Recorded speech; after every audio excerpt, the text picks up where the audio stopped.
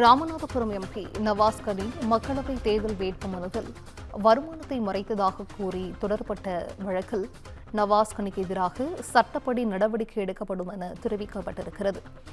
வருமானத்தை மறைத்தது தொடர்பான ஆதாரங்களின் அடிப்படையில் நவாஸ் கனிக்கு எதிராக சட்டப்படி நடவடிக்கை எடுக்கப்படும் என்று தெரிவிக்கப்பட்டிருக்கிறது. நவாஸ் கனிக்கு எதிராக சட்டப்படி நடவடிக்கை எடுக்கப்படும் என வருமான வரித்துறை சென்னை உயர்நீதிமன்றத்தில் தகவல் தெரிவித்திருக்கிறது. முக்கிய செய்தியாக பார்க்கிறோம். மனுவிற்கு பதிலளிக்கும்படி நவாஸ் கனி தரப்பிற்கு உத்தரவிட்ட நீதிபதிகள் விசாரணைக்கு 2 வாரங்களுக்கு தள்ளி வைத்தனர். வழக்கு நிலுவையில் இருப்பது வருமான வரித்துறை நடவடிக்கைக்கு தடையாக இருக்காது என்றும் உயர்நீதிமன்றம் தரப்பிலிருந்து தெரிவிக்கப்பட்டிருக்கிறது.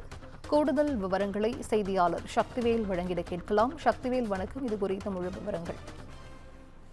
நிச்சயமாக வணக்கம் சிந்து. வருமானத்தை மறைத்து தொடர்பாக ஆதாரங்களின் அடிப்படையில் ராமநாதபுரம் தொகுதி எம்பி நவாஸ் கனிக்கு எதிராக சட்டப்படி நடவடிக்கை எடுக்கப்படும் என வருமான வரித்துறை சென்னை உயர்நீதிமன்றம் தெரிவித்துள்ளது. ராமநாதபுரம் மக்களவை தொகுதி இந்தியன் யூனியன் முஸ்லீம் லீக் கட்சியின் உறுப்பினரான நவாஸ் கனி 2019ஆம் ஆண்டு 2024ஆம் ஆண்டு தாக்கல் செய்த வேட்புமனுக்களை ஒப்பிட்டு பார்க்கும்போது அவர் வருமானத்தை மறைத்து உள்ளதாகவும் இது தொடர்பாக விசாரணை நடத்த வருமான வரித்துறைக்கு உத்தரவிட வேண்டும் என திருநெல்வேலியைச் சேர்ந்த வெங்கடாச்சலபதி என்பவர் சென்னை உயர்நீதிமன்றத்தில் வழக்கு தாக்கல் செய்திருந்தார். இந்த வழக்கு தலைமை நீதிபதி MM ஸ்ரீவஸ்தா மற்றும் நீதிபதி G அருள்முருகன் அமர்வில் விசாரணைக்கு வந்தபோது மனுதாரர் இந்த வழக்கை தாக்கல் செய்ய அவசியம் இல்லை, தங்கள் வசம் உள்ள ஆதாரங்களின் அடிப்படையில் சட்டப்படி நடவடிக்கை எடுக்கப்படும் என வருமான வரித்துறை தரப்பில் தெரிவிக்கப்பட்டது. இந்த மனுவுக்கு பதிலளிக்கும்படி நவாஸ் கனி தரப்புக்கு உத்தரவிட்ட நீதிபதிகள் விசாரணையை 2 வாரங்கள் தள்ளி வைத்தனர்.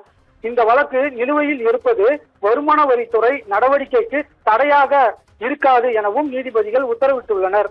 இதுபோல வேட்புமனுவில் கூறப்பட்டுள்ள சொத்து விவரங்களின் அடிப்படையில் வருமானத்திற்கு அதிகமாக 23 கோடியே 58 லட்சம் ரூபாய் சொத்து சேர்த்துள்ளது குறித்து வழக்கு பதிவு செய்ய சிபிஐக்கு உத்தரவிடக் கோரி வெங்கடாச்சலபதி தாக்கல் செய்த இந்த வழக்கு இன்று விசாரணைக்கு வந்தபோது சிபிஐ தரப்பில் சொத்து விவரம் குறித்து சிபிஐ டிஎஸ்பி நடத்திய ஆய்வில் நவாஸ் கனி சொத்துக்களை விற்று புதிய சொத்துக்கள் வாங்கியுள்ளதால் 2024ஆம் ஆண்டு வேட்புமனுவில் கூடுதல் சொத்து மதிப்பை காட்டியுள்ளார்.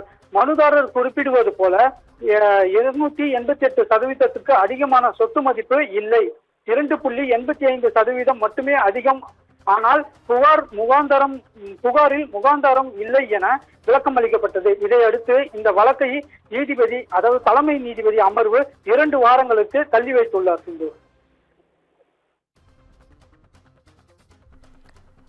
விவரங்களை வழங்கியமைக்கு நன்றி சக்திவேல்.